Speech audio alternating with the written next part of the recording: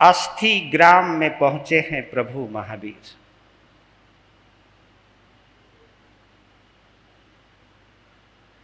शूलपाणी यक्ष की कथा कल आपने सुनी।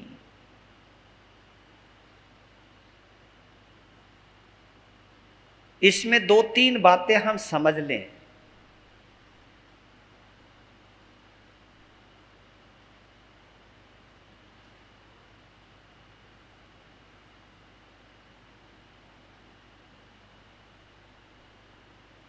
पहली बात या पहली प्रेरणा हमें क्या मिलती है कि किसी के साथ विश्वासघात मत कीजिए।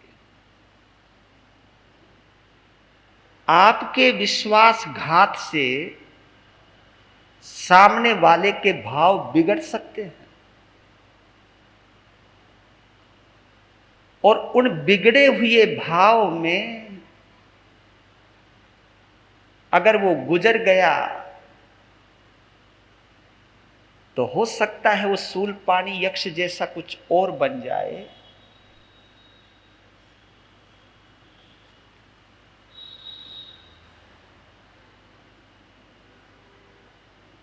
ये जीवन में जरूर सोचिएगा महावीर की कथा सुनते सुनते, लिस्ट जरूर बनाइएगा कि मैंने आज तक किस किस को धोखा दिया है। ये महावीर की कथा केवल सुनने के लिए नहीं है, समझने के लिए भी है, और समझने के साथ साथ संभलने के लिए भी है। बेशक इसकी शुरुआत सुनने से होती है, सुनते सुनते अगर तुम हृदय से सुनोगे तो समझ में आने लग जाएगा। अगर समझ में आ गई ये कथा तो संभलना आ जाएगा, और संभलना अगर आपको आ गया तो जीवन का संवरना हो जाएगा। आप अपने जीवन को संवार लोगे, और ये भगवान महावीर की प्रेरणा है। बिना संवर के तुम कभी संवर नहीं सकोगे। रिपीट कर रहा हूं, क्या बोला? बिना संवर के कभी संवर नहीं पाओगे, निखर नहीं पाओगे। संवर कहते हैं अपने आप को रोकना, बोलने से पहले, कुछ करने से पहले, कुछ भी क्रिया करने से पहले रुक जाओ, सोच लो, विचार लो, फिर आगे बढ़ो।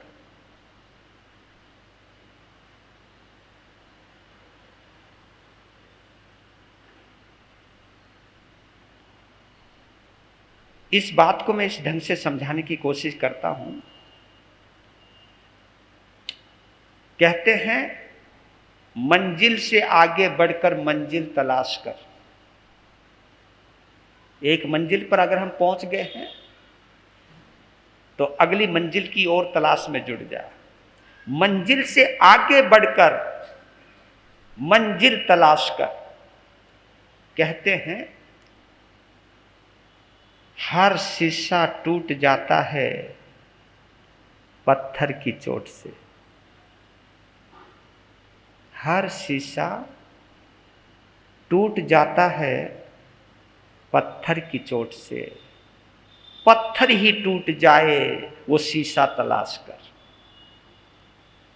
पत्थर ही टूट जाए वो शीशा तलाश कर। वैसे देखा जाए तो कॉमनली, सामान्यतया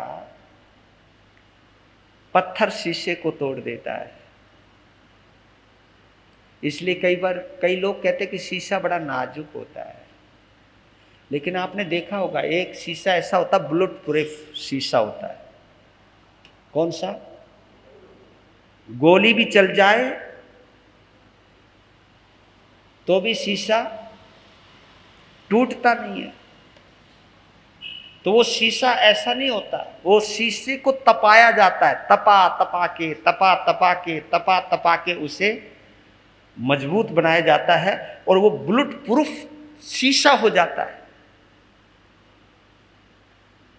कभी कभी आप अपने अपने मकानों में साउंड प्रूफ शीशा भी लगाते हो कि बाहर कितना भी शोर मचे, वो शोर और ये समाय की साधना, ये तपस्या की साधना, ये पर्वों की आराधना है क्या?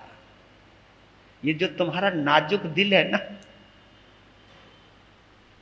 आप लोग कहते हो कि शीशे की टूटने की तो आवाज आती है, इसके टूटने की तो आवाज भी नहीं आती।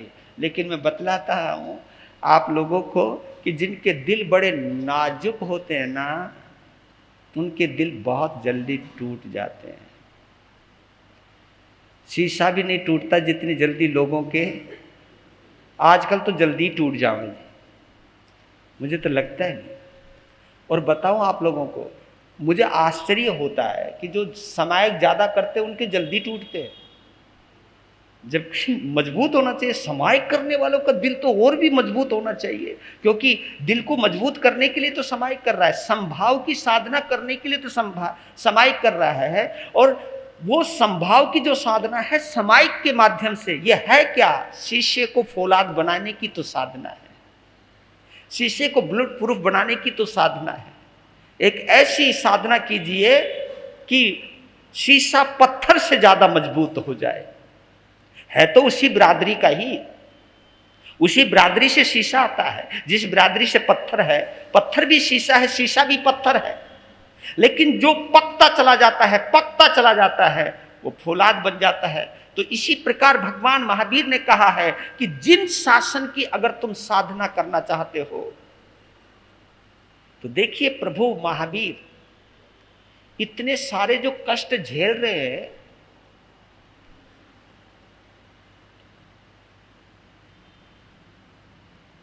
तो इन कष्टों के पीछे कभी सोचा नहीं आपने? शूलपाणी यक्ष को बदलने की जो साधना की जा रही है, उसके अंदर जो द्वेष और नफरत और बदले की भावना की आग जल रही है, उस आग को शांत करने के लिए भगवान गए हैं। क्योंकि जानते हैं भगवान कि इस आग में अकेला शूलपाणी यक्ष ही नहीं जल रहा, बल्कि आसपास का पूरा वातावरण जल रहा है। यह अभय की साधना है। ये और साधना करने वाले को हम साधु कहते हैं। साधु, साधु का अर्थ होता है साधना करने वाला। एक साधु का अर्थ और भी होता है, कौन सा? साधु यानी अच्छा। अच्छा, साधु का मतलब होता ही अच्छा है। साधुवाद देते हम किसी को, कोई अच्छा काम करता है तो किसी को हम धन्यवाद कहते हैं। धन्यवाद का मतलब यही होता है, धन्य हो।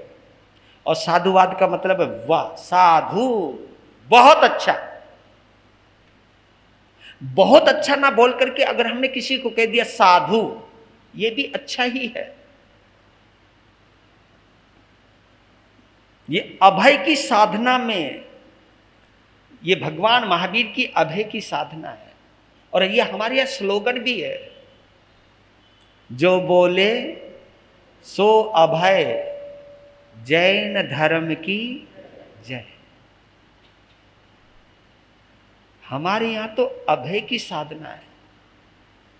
दानान सेठम अभयपयागम। सबसे बड़ा कोई दान है तो बोलो अभय दान है। मेरे द्वारा किसी को डर ना लगे, मैं किसी के लिए भय का कारण ना बनूं, मेरी उपस्थिति किसी के लिए डरावनी ना बने। आप ये देखिए हम लोगों की क्या पर्सनैलिटी बनती जा रही है। ये आश्चर्य की बात बतला रहा हूं आपको। हम संत लोग भी ये सोच के जाते हैं कि उस क्षेत्र में फला संतों का प्रभाव है, वहां मैं जाऊं या ना जाऊं। दहशत है भैया। हाँ, यहां उस परंपरा को मानने वाले घर है, मैं जाऊं या ना जाऊं। आपको देख करके साधु अगर डरने लग जाए, भयंकर श्रावक आ गया है, सावधान हो जाओ, बैठ जाओ, है अपने अपनी उसमें लग जाओ, संत विचार। और कभी कभी आप लोग इस तरह का दृश्य देखते हो तो तुम कॉलर अप करते हो अपने, यार कमाल है, संत भी डरते हमारे से। एक ने तो कहा था हमको कि हमारे पिताजी से बड़े बड़े संत थर्राते थे। तो मैंने कहा तेरा बाप आतंकवादी है क्या? आतंकवादी है क्या तुम्हारे पिताजी? आप क्या शब्द बोल रहे हो? आप अपने पिता की बदनामी कर रहे हो, अपने पिता की महिमा गा रहे हो। जिससे साधु साध्वी थर्राते हैं वो श्रावक और श्राविका नहीं हो सकते, क्योंकि अपने माता पिता से कोई डरता नहीं है, अपना दिल खोल के रख देते हैं। माता पिता से, माता पिता के साये में और उनके छाये में संतान सुकून महसूस करती है, सुरक्षा महसूस करती है।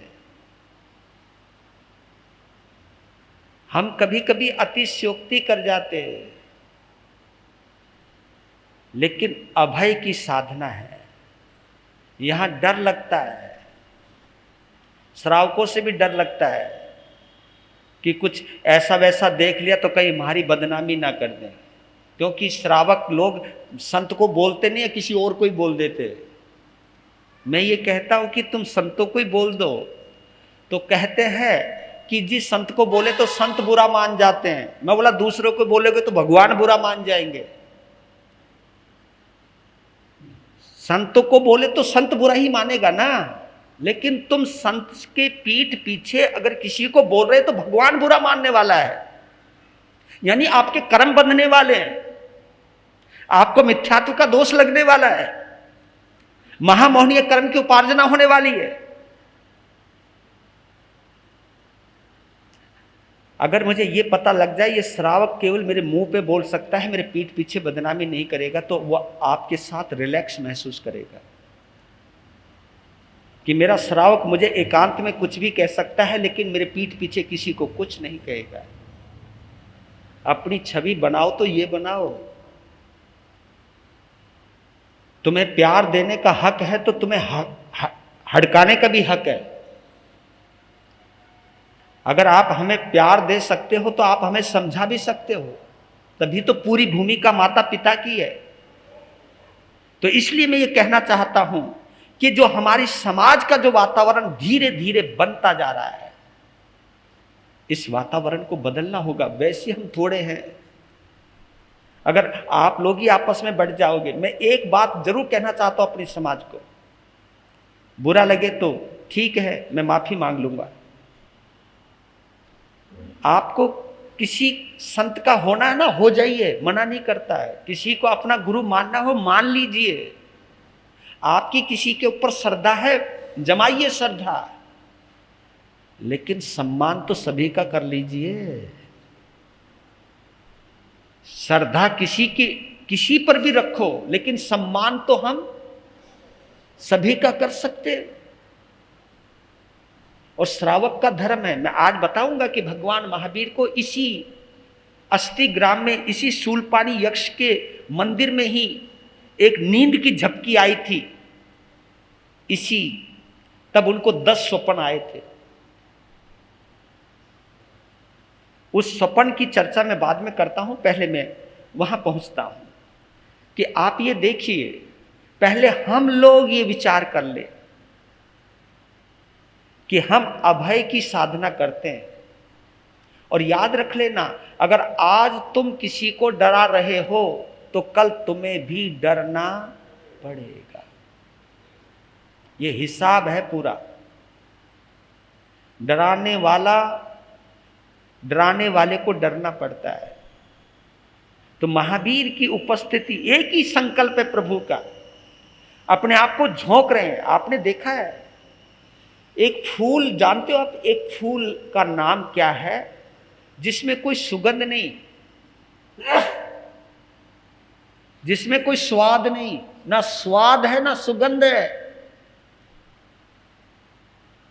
लेकिन उस फूल की महिमा की तुलना साधु से की है। याद है?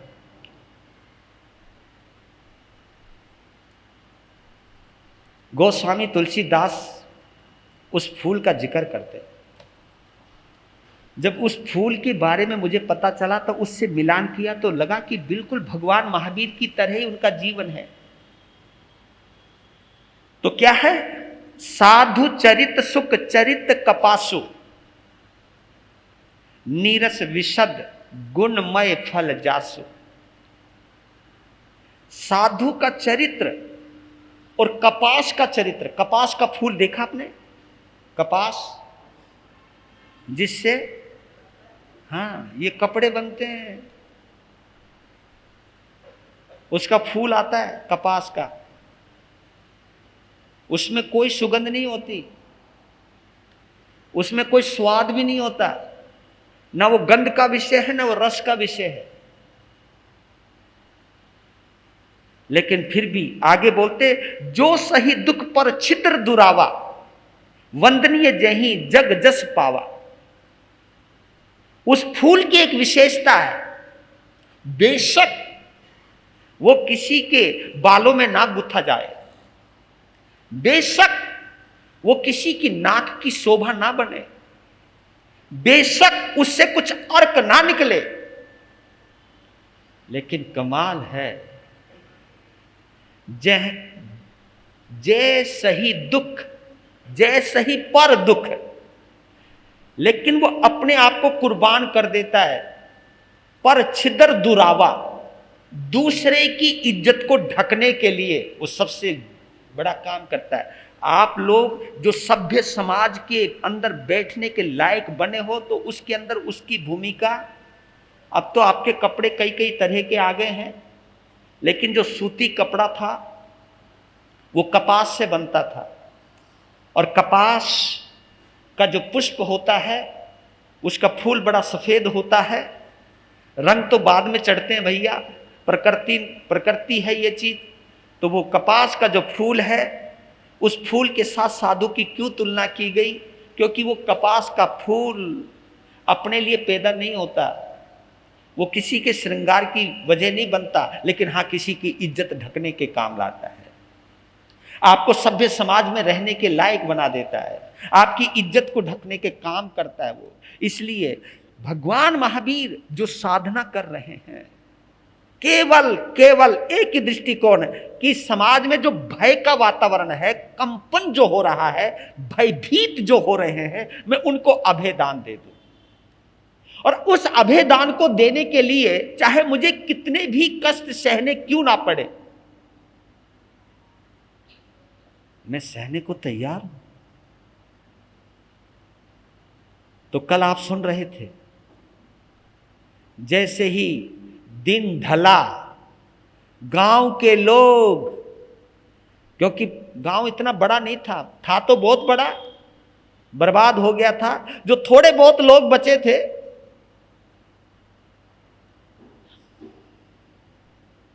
क्योंकि मंदिर ऊपर है, गांव नीचे वालों को सब दिखाई देता है।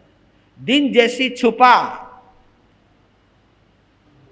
जैसी शूलपाणी यक्ष अपनी जगह पर आया और वहां एक बंदे को खड़ा हुआ देखा, क्योंकि उसको आदत पड़ चुकी थी लोगों के आंखों में भय देखने की। क्योंकि लोग जैसे ही पता चलता था उसकी कहीं सुगंध आ जाए, कहीं उसकी गंध, क्योंकि सब लोग उसकी गंध से भी परिचित हो गए थे। वो गुजरता था जहां से भी, हवा से ही गुजर जाता था, तो उसकी गंध का पता चलती लोग लेटना शुरू कर देते थे, कहीं मार ना दे, लेटना ही शुरू कर दे, हे बाबा, लेटना ही शुरू कर देते थे। और उन लोगों की ये हरकतें देख करके शूलपाणी यक्ष को बड़ा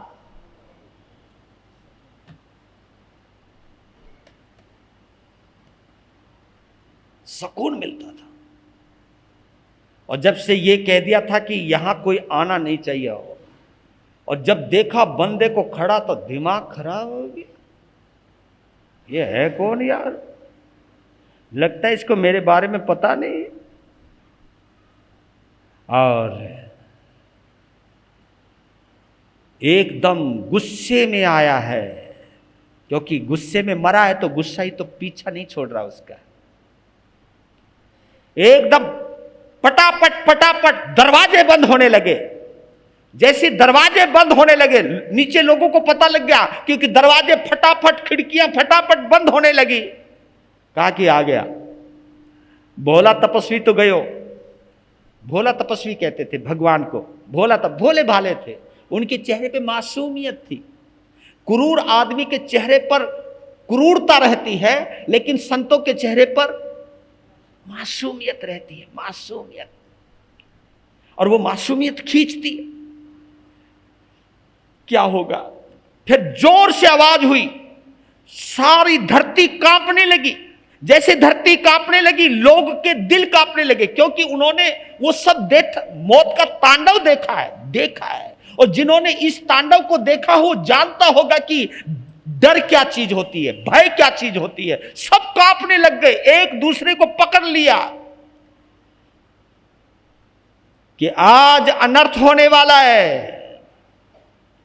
उन भोले लोगों को नहीं पता कि आज अनर्थ टलने वाला है, क्योंकि सोच भी नहीं सकते थे वो लोग कि कोई शूल पानी यक्ष की आग को शांत कर सकता है।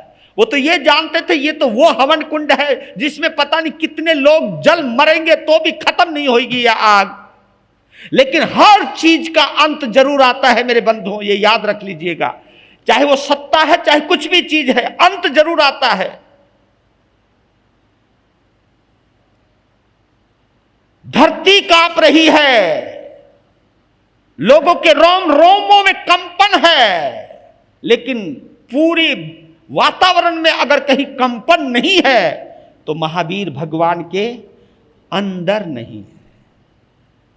जब उसने अवधि ज्ञान में देखा, यार एक भी बाल नहीं उठाए बंदे का, तो है भाई है क्या चीज, ये तो डरता ही नहीं, कांपता ही नहीं। फिर उसने मुंह से ज्वालाएं निकाली, लपटें निकाली। रात के अंधकार में लोगों ने देखा कि अंदर आग सी जली है और वो चिल्ला रहा है, पर लेकिन आग का भी कुछ असर नहीं हो रहा। आग भगवान को छू करके वापस आ रही है।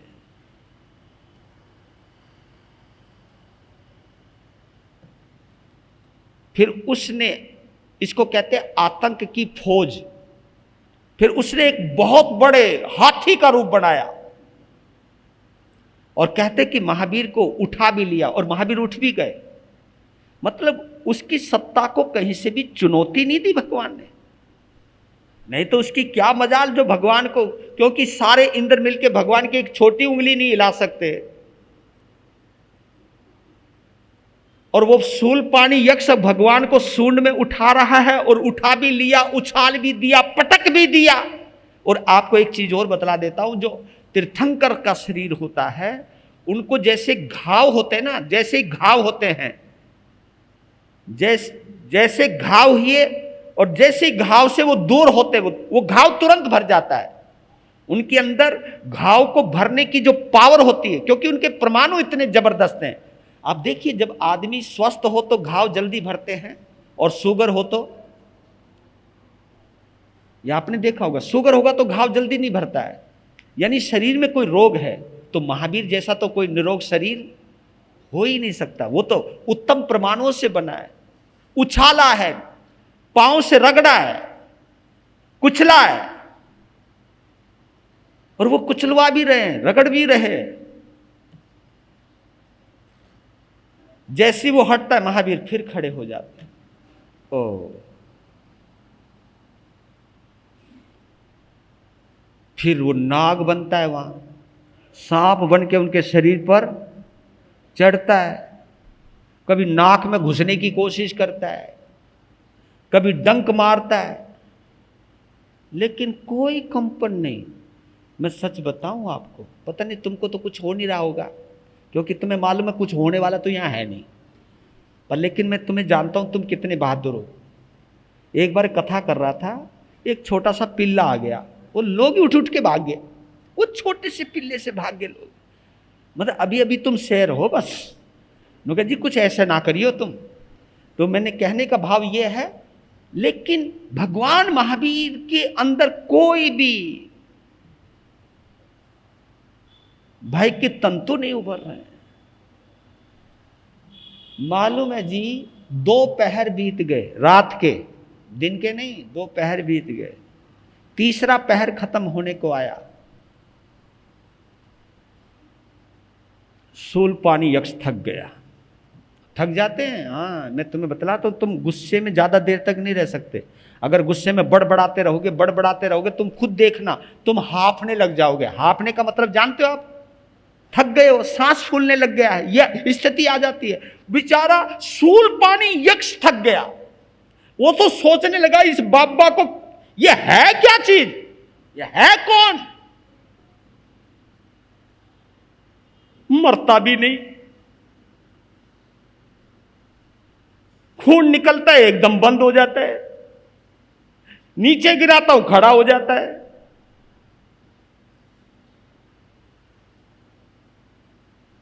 उसके पास जितने भी आइडियाज थे, ऐसा मत समझना कि अच्छे करने के आइडिया होते हैं, बुरा करने के भी आइडिया होते हैं। इन आतंकवादियों ने लोगों को मारने के कई कई तरीके इजाद कर लिए।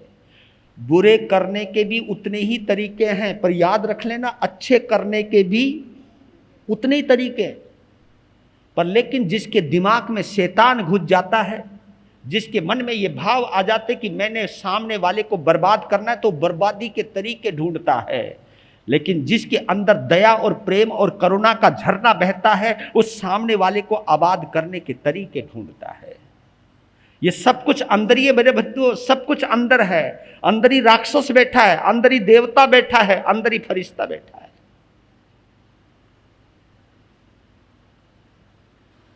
वो थक गया, हाँफने लग गया।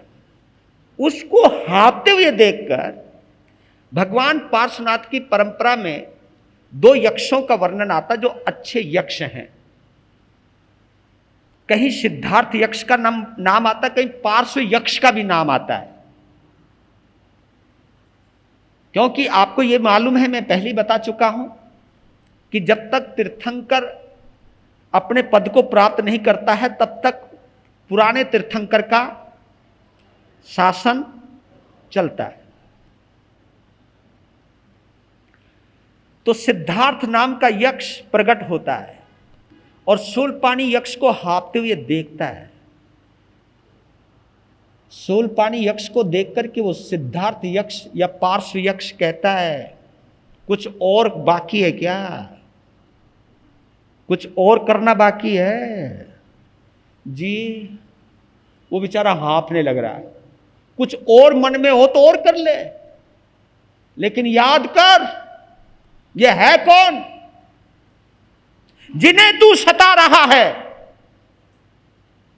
जिन्हें तू तकलीफ देने की कोशिश कर रहा है, जिसको तुम मारना चाहते हो। एक बात याद रखिए, मरेंगे नहीं, ये चरम शरीरी हैं और ये होने वाले तीर्थंकर हैं, ये 24वें तीर्थंकर हैं।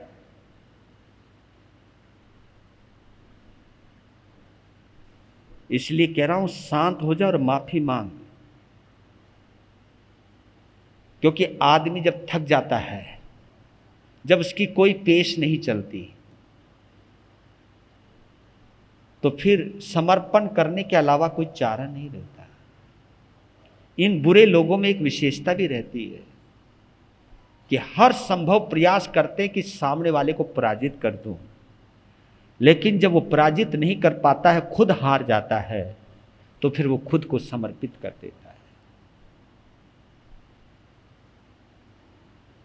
जैसे ही पता चला कि ये होने वाले 24वें तीर्थंकर हैं, तो एक बात याद करवा रहा हूं, एक लाइन दे रहा हूं आपको। आत्म गलानी से आत्म बोध का रास्ता निकलता है। रिपीट, क्या बोला मैंने? आत्मग्लानि से आत्मबोध का रास्ता निकलता है। हमारे यहां इसलिए आलोचना बड़ी प्रमुख मानी जाती है। आलोचना उसको कहते हैं आत्मग्लानि करना, अपने दोषों को देखना और उन दोषों को देख करके ग्लानि से भरना कि तू ये क्या कर बैठा, ये तेरे से क्या हो गया है। इसको आलोचना, अपनी बुराइयां नजर आने लग जाएं, इसको आत्मग्लानि कहते हैं। ये तूने अच्छा नहीं किया, ये तेरे द्वारा बहुत बुरा हुआ है, इसको आत्मग्लानि कहते हैं, आत्मग्लानि। और यहीं से आत्मबोध का रास्ता निकलता है। तो आत्मग्लानि से भरने लगा, अरे तूने क्रोध में पागल हो गया, तू अहंकार में पागल हो गया, तू ये भूल गया कि तू किसको कष्ट दे रहा है। जो दूसरों का कष्ट मिटाने के लिए पैदा हुए हैं, तू उन्हीं को ही कष्ट दे रहा है। यह आत्मग्लानि है। पश्चाताप करने लगा कि ये तेरे से क्या हो गया, जिसकी तुझे पूजा करनी चाहिए, जिसके चरण छूने चाहिए, जिनकी महिमा गानी चाहिए, तूने उन्हीं को सताया है। यह धरती आग से नहीं, बल्कि यह धरती मैत्री भाव से ही सरसब्ज होती है। वो इतना ग्लानि में भरने लगा, टेक दिए घुटने, कहा कि मुझे माफ कर दो। तब भगवान अब बोले, क्योंकि भगवान ने उसे पूरा मौका दिया। वो जानते थे कि जितनी गंदगी अंदर है, जितनी भड़ास इसके अंदर है, वो सब निकल जाने दो, निकल जाने दो। जब आदमी बीमार होता है ना, तो हमारी वैदिक परंपरा के अंदर, आयुर्वेद के अंदर कुछ ऐसी क्रियाएं करते जिससे पेट साफ हो जाए, है ना। पेट साफ हो जाए तो क्या बीमारियां, क्योंकि सारी बीमारी पेट में ही है। और मैं देखता हूं कि आदमियों के पेट बड़े हो रहे हैं, हो सकता है उनके अंदर अरमान ज्यादा हो, इच्छाएं ज्यादा हो, इसलिए हो रहा है। ये बढ़ रहा है मामला, परकोटा बढ़ रहा है, ये खा लूं, वो खा लूं, ये कर लूं, वो कर लूं। बुरा मत माना, ये भी हजम कर लूं, ये भी खट्टा कर लूं, ये भी खट्टा, ये भी जमा। तू यार रुक जा भाई, ये जमा कर लूं, वो जमा कर लूं, ऐसी भावना आती है उसके अंदर। वो सब निकाल दिया। भगवान ने कहा कि इसके रोम रोम तक जितना भी है, दुख देने के जितने भी तत्व, एक बार निकल जाने दो, एक बार शुद्धिकरण में सब कुछ। इसी बात पर एक बात याद आई मुझे। कहते हैं, बुरा मत मानना, मैं इसमें आप लोगों को भी लेना चाहता हूं। कहते हैं कि जो अमृत पीता है, गौर कीजिएगा, जो अमृत पीता है उसे देव कहते हैं। देवता अमृत पीते, उनका भोजन।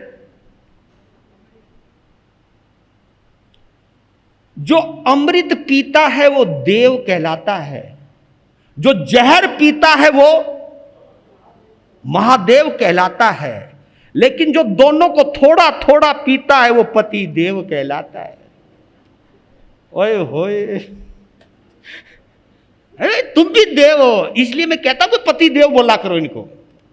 बेचारे कितना कष्ट सहन करते हैं, बेचारे जाते हैं, तुम्हारी आंखें तरेर में आ जाती है, बेचारे वो भी सहन करते हैं। तो ये भी देव हैं, इज्जत किया करो, क्योंकि ये थोड़ा कभी अमृत भी पीते हैं और कभी कभी थोड़ा बहुत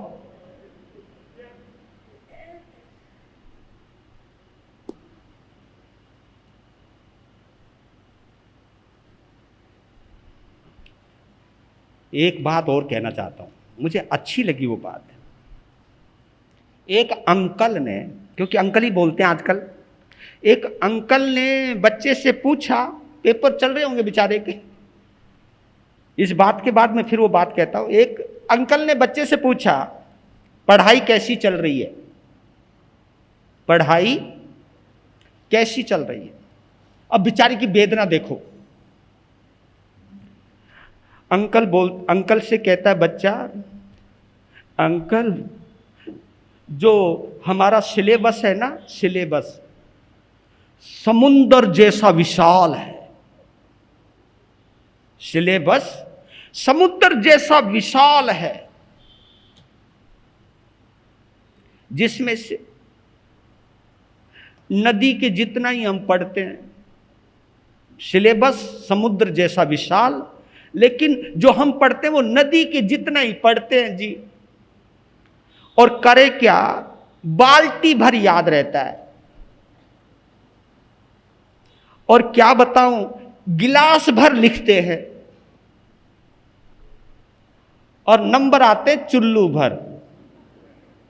इसलिए हम तो चुल्लू भर पानी में मर जाते। तो यही चीज यहां पे भी अप्लाई कर लो। हम तुमको कहते हैं कि क्या कर रहे हो, तो तुम कहते हो जी, हम कहते हैं ना भाई सामायिक धर्म ध्यान कैसा चल रहा है, तो तुम बोल दिया करो जी, जिन शासन सागर वर गंभीरा, सागर के समान गंभीर है। लेकिन इसको समझने में हमको केवल इतना ही लगता है कि नदी के जितना हम समझ पाते हैं।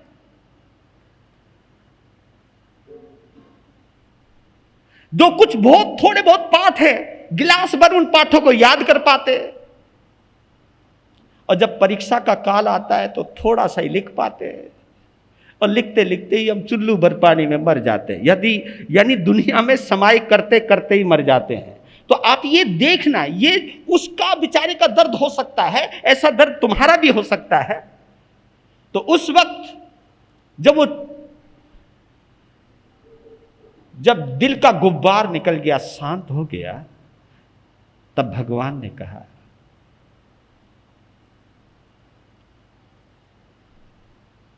तो कब तक प्रतिशोध की ज्वाला में जलेगा। कहा कि मैं कहीं गलत हूं तो बोलो, इन लोगों ने मेरे साथ बहुत बुरा किया मानता हूं, लेकिन बुरा करके तू कौन सा अच्छा कर रहा है। जब तुम्हें पता है कि बुरे का फल बुरा ही होता है, याद रखो शूलपाणी, आग को कभी तुम आग से बुझा नहीं पाओगे, खून से रंगे हुए वस्त्र को कभी खून से साफ नहीं कर पाओगे, क्रोध को कभी क्रोध से नहीं मिटा पाओगे, बुरे को कभी बुराई से नहीं खत्म कर पाओगे। जब तुम्हें पता ही है कि बुरे का क्या परिणाम है, वो तुमने भुगता भी है, लेकिन अब इनफ, अब जाग जाओ। जितना कर चुके तुम बुरा, आप ये देखिए, गांव वालों ने बुरा किया, तुमने भी बुरा किया, तो बराबर तो दोनों ही हो गए।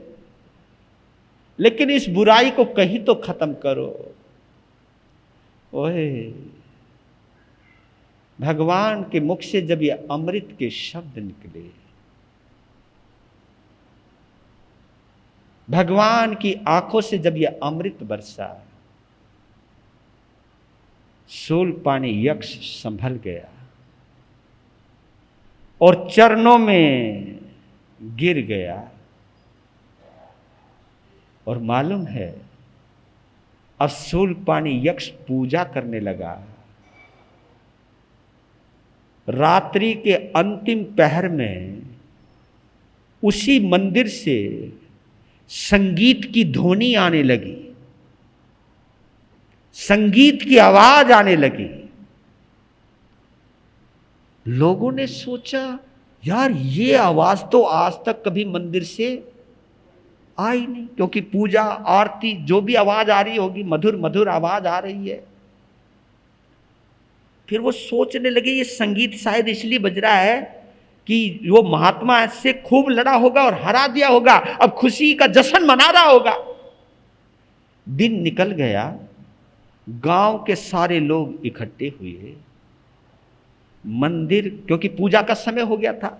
जैसे वो मंदिर में आए तो क्या देखते हैं कि शूलपाणी यक्ष चरणों में झुका हुआ है और भगवान की आरती, ओ तेरे की हुआ भाई। अंदर घुसने लगे,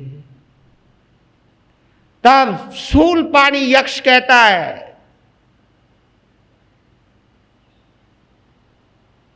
हे गांव वालों, आज के बाद तुम मेरी पूजा मत करना।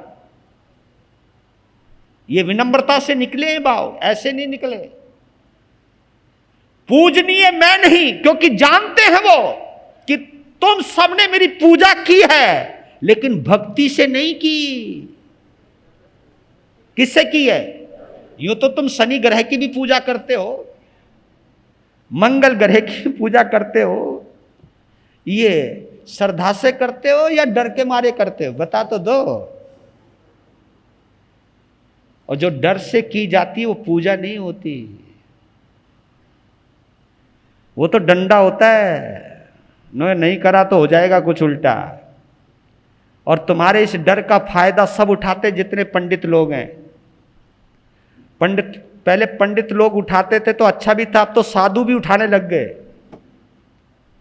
साधु भी कहने लगे तेरे ऊपर ये फला ग्रह का प्रभाव चल रहा है, अगर इस ग्रह को उतारना चाहता है तो ये जाप किया कर, और ये जाप के बाद ये दान दिया कर। ये डर का खेल चल रहा है। महसूस कर सको तो कीजिएगा, नहीं करना तो मत करा करो। पर लेकिन इतना है कि संतों के पास बहुत कम लोग हैं जो भक्ति में आते हैं, लेकिन स्वार्थ में आने वाले बहुत है, अपने मतलब के लिए आने वाले बहुत है। महाराज को साता पूछने वाले कम आते हैं, अपने आप को साता पहुंचवाने के लिए ज्यादा आते हैं। गलत तो नहीं कह रहा मैं? एक बात तो बोल दे यार, सच्चाई बोल दिया करो। जब तुम कष्ट में होते हो महाराज जी नजर आते हैं, और कभी महाराज कष्ट में हो और पता लग जाए महाराज जी का बीमार है और कोई ऑपरेशन का ज़्यादा खर्चा, लोग नीचे से निकल जाते हैं कि कहीं खर्चा ना देना पड़ जाए। वो तो आजकल तो ये अच्छा है कि जीतों ने एक अच्छी व्यवस्था कर दी, लेकिन आगे तो ये स्थिति थी जिसके भगत हुआ करते थे उस साधु साध्वी का इलाज हो जाता था, और जिसके भगत नहीं होते थे वो बेचारा बीमार ही रह जाता था। पर लेकिन एक बात कहना चाहता हूं कि आप संतों से अपना काम तो करवाना चाहते हो, लेकिन कभी संत का कोई काम अड़ जाए तुम अगले बगले झांकने लग जाते हो। ये कभी अपने दिल से पूछिएगा। आप तो ये कह जाते हो कि संत बने ही हमारे लिए, हमारे कष्टों को मिटाने के लिए। यार कमाल की बात है, तुम्हारा कष्ट मिटाते मिटाते अगर कभी मैं कष्ट में आ जाऊं तो कभी हमारा भी तो कष्ट मिटा दिया करो भैया। ये कौन सा धंधा चल रहा है? मैं समझ नहीं पाता हूं कि तुम अपना कष्ट मिटाने के लिए तैयार हो, पर आप लोग ये कहते हो कि नहीं महाराज बने ही आप कष्टों को मिटाने के लिए। लेकिन मैं बतला देता हूं, ये आपके बाहरी कष्ट मिटाने के लिए हम संत नहीं बने हैं। हमारा एक ही उद्देश्य होना चाहिए, आपके अंदर जो कषाय बढ़ चुके हैं, राग द्वेष बढ़ चुके हैं, इन राग द्वेष को कम करने के लिए संत बने हैं हम। लेकिन अगर मैं ही आपके जीवन में आकर के आपके राग द्वेष को बढ़ाने का काम करने लग जाऊं तो मैं भी अपनी साधु मर्यादा से गिरता हूं। मैं ही अगर आपको गुरु धारणा के नाम पर यह कहने लग जाऊं कि हमारे अलावा कहीं और मत जाना, और कभी कभी क्या कहते हैं कि संत बोलता कुछ नहीं है, एक्शन कुछ, रिएक्शन ही कुछ और करता है कि जिससे डर जाए लोग। इसलिए कहता हूं कि संतों को भी समझना है। हे महावीर के उपासकों, हे अभेदान के प्रदाताओं, छह काय के जीवों की रक्षा करने वालों, आप लोग ये क्यों भूल जाते हो कि हमारा मकसद क्या है? मकसद जो महावीर का था वही मकसद हमारा।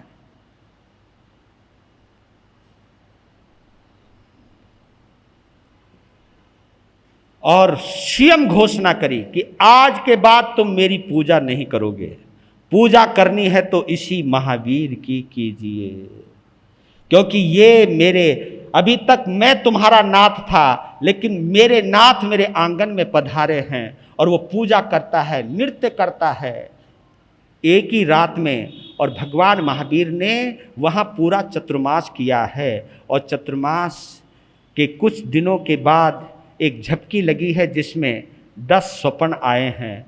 स्वप्न की चर्चा फिर करूँगा, फिर आगे बढ़ूँगा, समय हुआ है आपका। लेकिन इतना कहता हूँ कि अद्भुत हैं महावीर। इस महावीर के हम जिन्होंने मैत्री का संदेश दिया, प्रेम का मंत्र दिया, इस मैत्री के संदेश को हम धारण करें। महावीर के नाम की आरती बोलने की बजाय हम किसी को तकलीफ ना दें, इसके ऊपर चिंतन करें, तो ही हमारी साधना पूर्ण